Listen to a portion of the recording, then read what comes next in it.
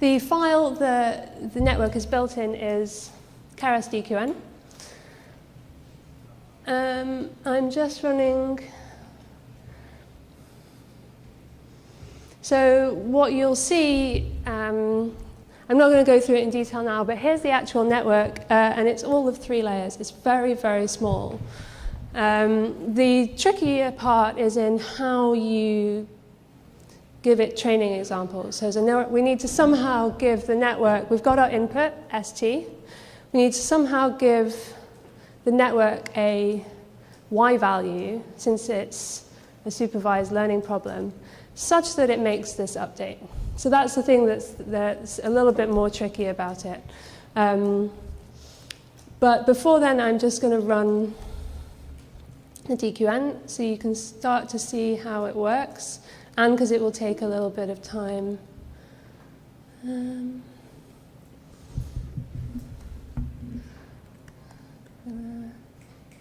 Nope.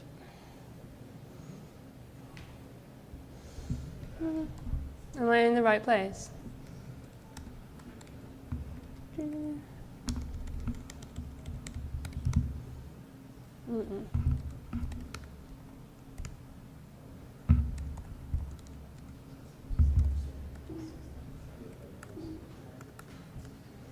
Okay. So, okay, great. So I'm going to pull this up here so you can see it learning. Okay.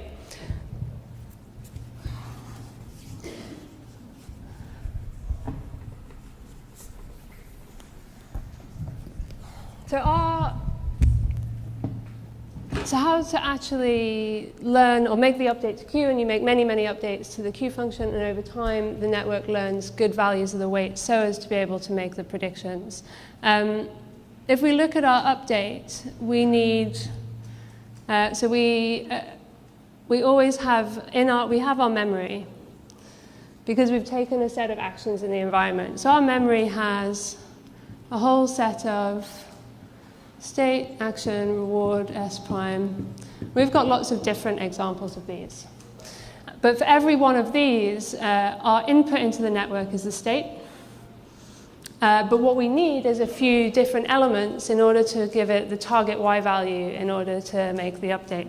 So if we just go back to QSA plus alpha R plus max. RST plus 1 alpha prime. Okay, so first thing we need to do is run the, get the network prediction. Actually, no, we don't even need to do that. So the thing we need to calculate is this value, which is we need to calculate the target and give that to the network as the correct output, because this is, if you think we had target minus old value as the error, and if you remember back to backpropagation, what backpropagation does is take the difference between the target and your estimate. So we've got our estimate from our information, and we now need to use our neural network to calculate the target. Our target is this value. We have our neural network that can calculate this. Our experience gives us ST plus 1. So all that we need to do is put in, I'll just quickly redo our okay, so this is ST plus 1 that now goes in here. So we ST plus 1, and we get a Q estimate for these two. So this is 10 and this is 8. We need to take the max.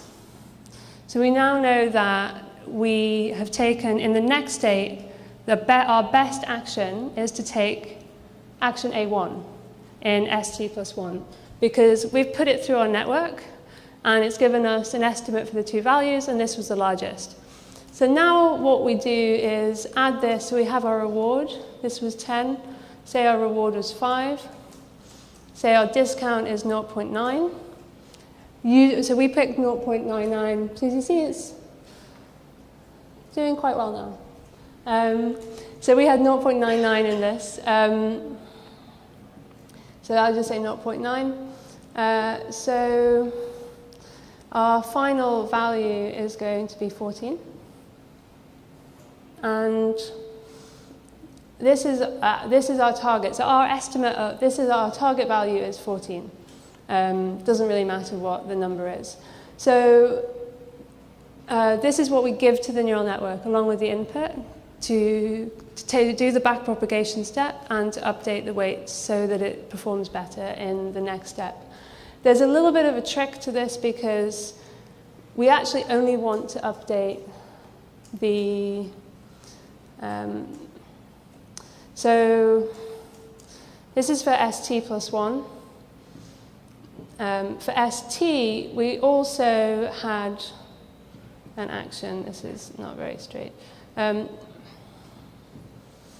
So in ST, we also took action A, which may be different. Let's say it was A2. Say this was A2 and ST. We'll have an estimate for this, and say this is 13.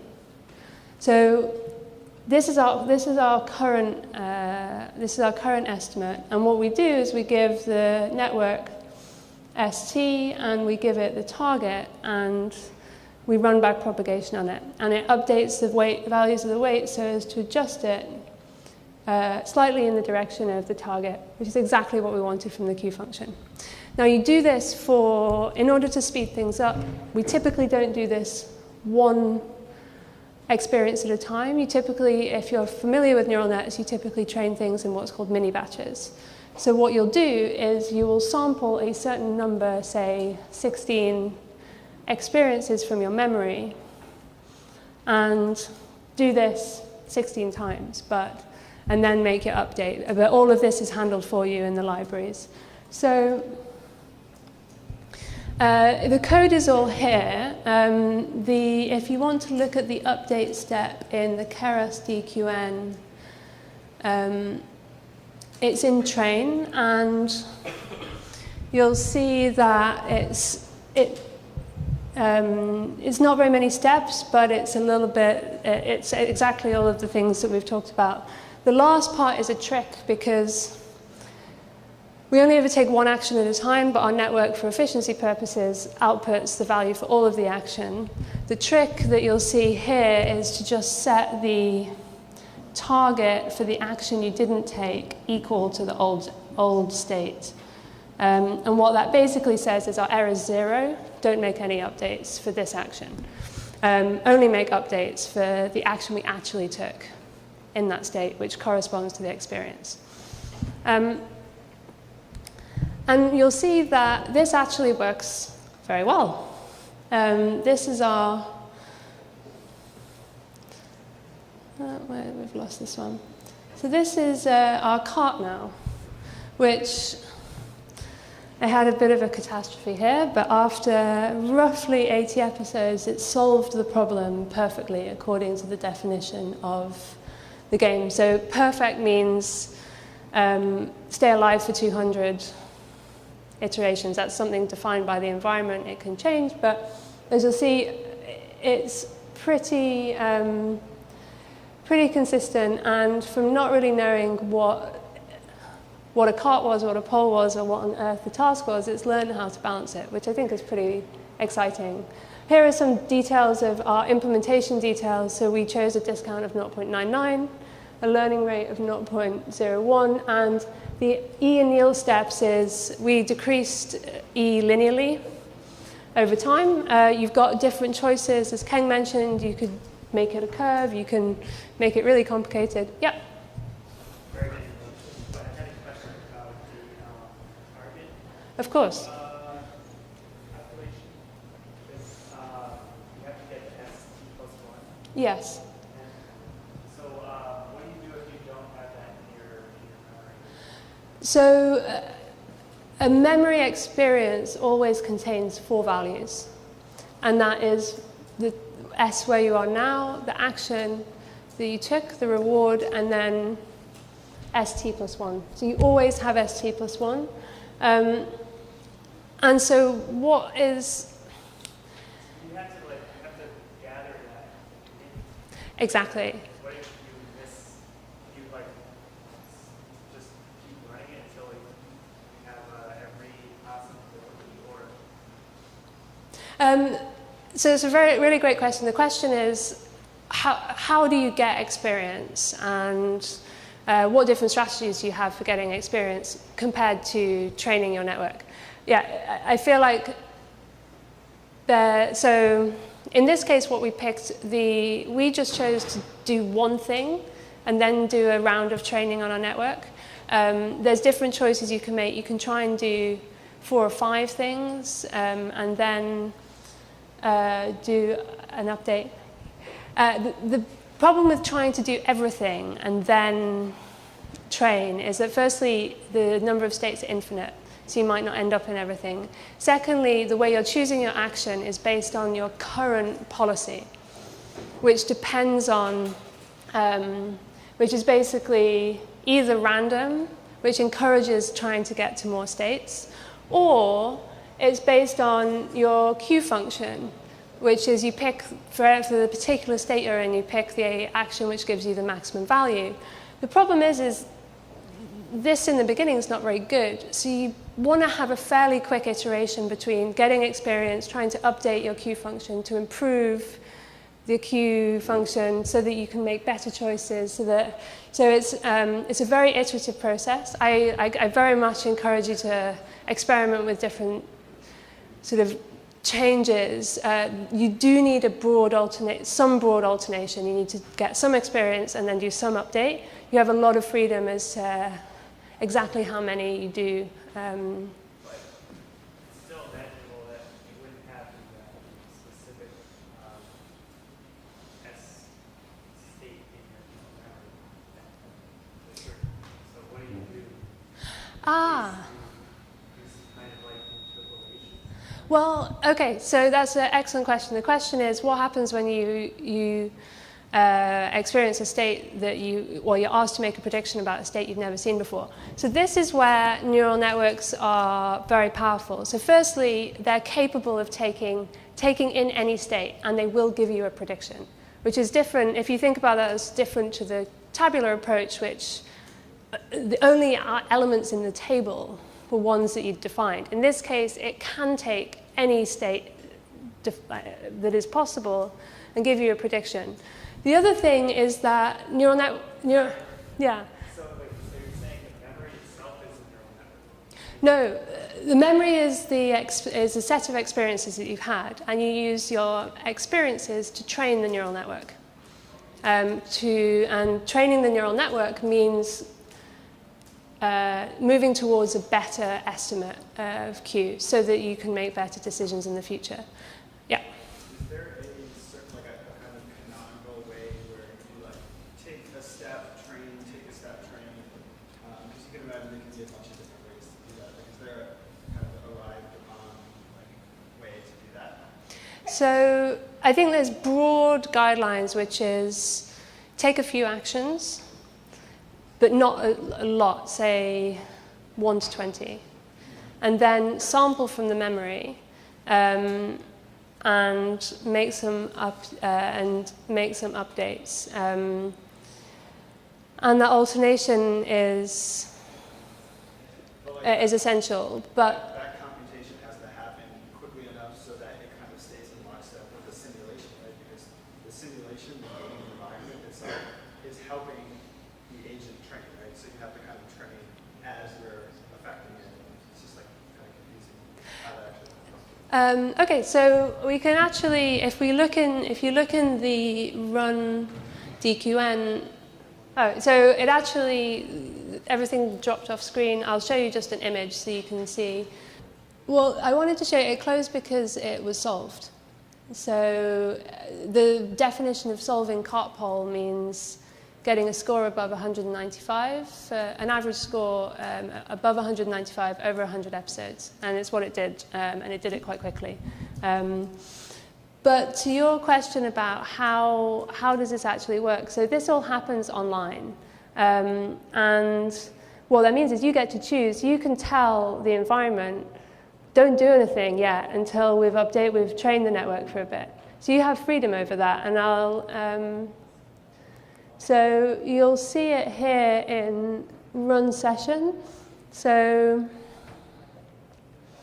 you set a number of episodes, and okay, this is just run episode. What running an episode means is we get a state. Oh, here we go. Okay, an episode means taking a number of steps in the state. So what we do is we take an action. So this is acting in the environment, these two lines. So we take an action, and we already had the state. So we take an action based on the state, and we get our next state and our reward. So that's our experience, which I rubbed off the board. And then that gets added, you can see here, that gets added to the memory. And then the next line is DQN train. So for every experience we have, we do a training step. We could have decided to have done 15 of these and then do a training step. But nothing will continue in the simulation until the algorithm has done its training. And so you have control over that. So actually that's in real time, the actual little game there. Yeah. So the neural network training is happening kind of like in the same time frame. Oh, yeah, it's happening. Yeah, exactly. This is, I mean, I can run it again. It's happening, let me just run the debugger as well. Yeah, this is all happening as you're watching. Pardon? Sorry, could you speak up? Yes, I'll write it down. It's just Python. The script is run_dqn.py. And then I just had -d, which is debugging, and what this gives you is a set of statistics per episode, which is it's quite interesting, and also gives you some more information about our model parameters. Yep. It's interesting that for your network, it's the same network. For me, over 400 episodes, it's still not converged. Okay, so then. I mean, with some initialization, it should be different, and that's okay. But it doesn't show any signs of converging either. And this is running the same script. I'm also. Did you not push your latest changes? Huh.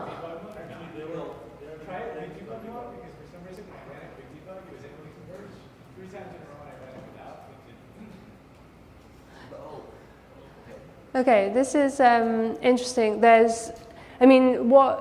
So the sort of intuition for this is initialization shouldn't make a huge amount of difference. You run it 5 times, so sometimes it is kind of bad.